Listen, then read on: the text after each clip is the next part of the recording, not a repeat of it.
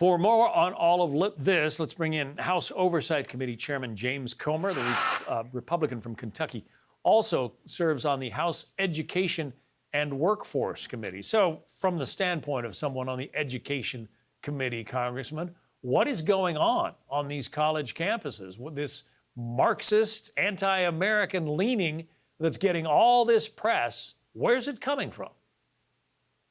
Well, I think we're seeing the consequences of our college professors for years and years trying to indoctrinate an unrealistic liberal ideology into the minds of many liberal students, specifically that Israel is somehow victimizing the Palestinians, and the Palestinians are oppressed because of Israel, and it's created a huge anti-Semitic wave that's sweeping our campuses around the university. And what we're also seeing is these blue cities where many of these big universities are that are having these protests, they have soft on crime policies, and they don't know what to do, because what everyone in the Democrat Party realizes is that a significant percentage of the Democrat Party base is solid in the anti-Semitic category. They're against Israel, and they expect Joe Biden to side on the side of Palestine and Hamas against Israel.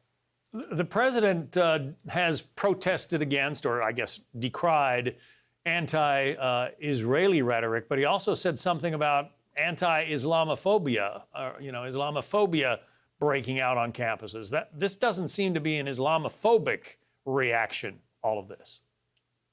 No, and I was at ground zero last week. I led several of my House Oversight Committee members right through the protesters at George Washington University in Washington, D.C., and we heard it. We heard the Death to Israel chants, and we saw the statue of George Washington draped in Palestinian flag and Palestinian attire. We heard from the president and the administration at George Washington University pleading for the Mayor Bowser, to get the police to go in and clear it out. It's okay to peacefully protest, but these protesters are trespassing and they're intimidating Jewish students. And that's where every American should be outraged. George Washington University is at least 20% Jewish with their student body population. And we heard from several Jewish students who said they don't feel safe going to class. And in fact, the president of George Washington University said they're trying to create a situation where they can take finals virtually so they don't have to walk through that and feel threatened. This should never happen in the United States of America, and there should be severe consequences to these universities and these local law enforcement that are allowing this to continue. And it's not just Jewish students. I mean, they are disrupting graduations for everybody. Absolutely. They're disrupting, campus quads and just causing general mayhem. Why do we have to put up with that? We don't. And we shouldn't have to put up with that. And I think you can see a clear difference in the Republican reaction to this versus the Democrat reaction. The Democrats are afraid to offend their base. They've already got a weak candidate for president who's polling awful now because of his bad policies, the weak economy, his weak foreign policy, his weak stature.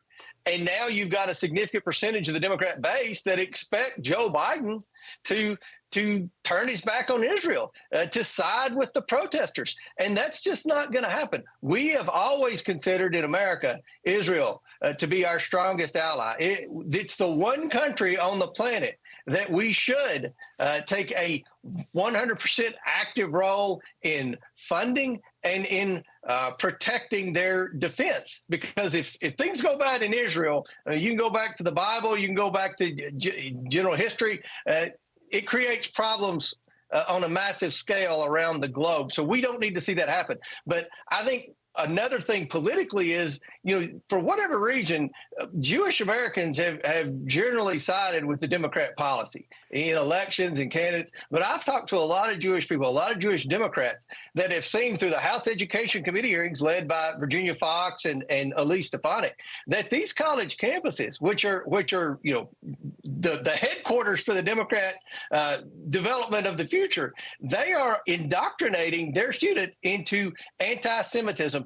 That shouldn't stand, and Republicans need to fight back, cut their funding, and demand that these local law enforcement protect these students. Very quickly, these protesters, they're getting free food, they're getting tents, deliveries from Amazon. Who's paying for all this?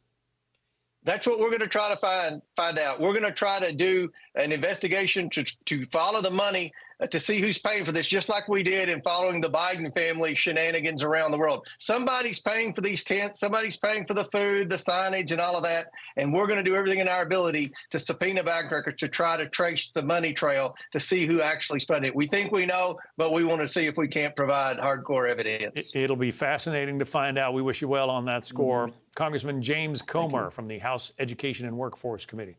Congressman, thanks. Hey, Sean Hannity here. Hey, click here to subscribe to Fox News YouTube page and catch our hottest interviews and most compelling analysis. You will not get it anywhere else.